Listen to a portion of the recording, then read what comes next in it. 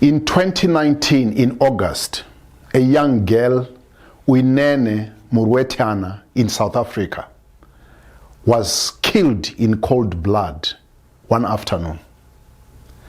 It raised such outrage in South Africa, and the president, Ramaphosa, addressed the nation to express his outrage, the outrage that was shared by the whole nation.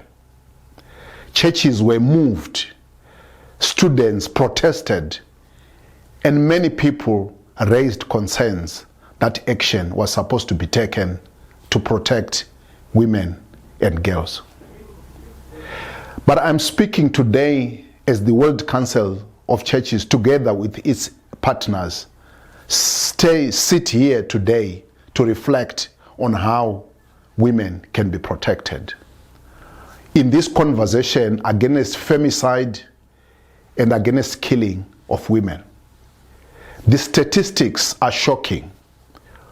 Almost 40,000 women were killed in 2022 by people they loved and people who are very close to them.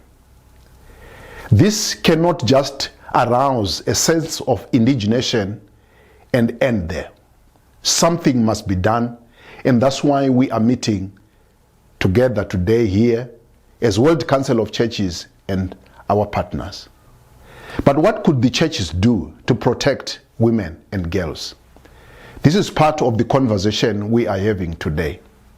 Let me suggest and propose just 3 things that we can do as churches.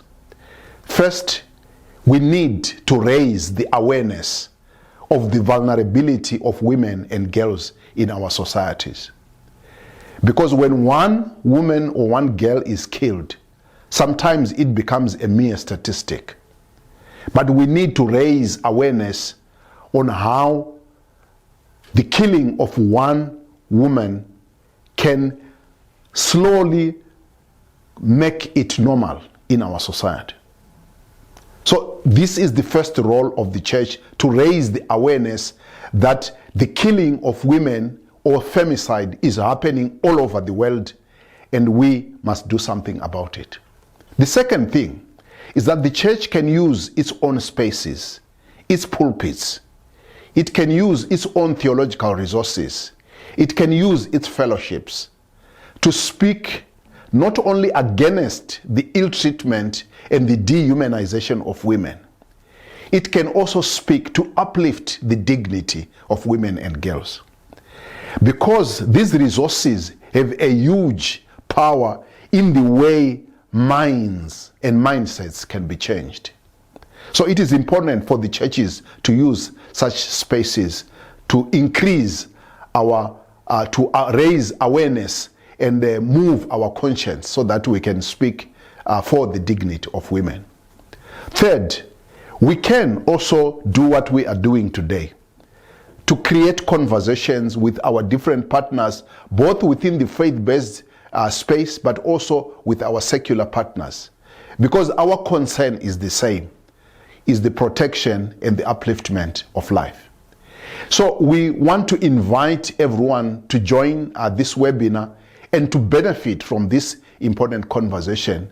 And we believe that the protection of one life, the protection of the life of one woman, one girl, is an important contribution, and it must be celebrated. So we invite you not for us to mourn, but to celebrate the possibility we can realize as we work together to the protection of women.